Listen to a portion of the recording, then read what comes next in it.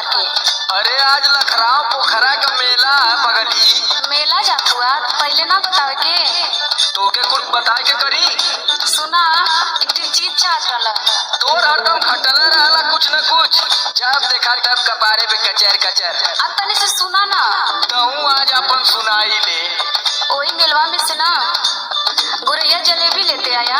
अरे गुरैया जिलेबी लेबी न देवी, गुरैया जिलेबी। अब ये कुल कहबा हम जानत रहनी, लेकिन तब वो मन कैला कह देनी। सुना सुनावा। गुरही जलेबी अभी चाय पिया मेलावा में। ऐसा न कि एक यार से और संदीप राज से मंगवा ले, ठीक है ना? हमारे टाइम ना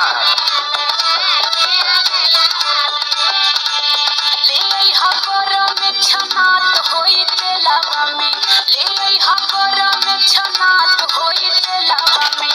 गुरही जलेबी अभी चाय पिया मेलावा में।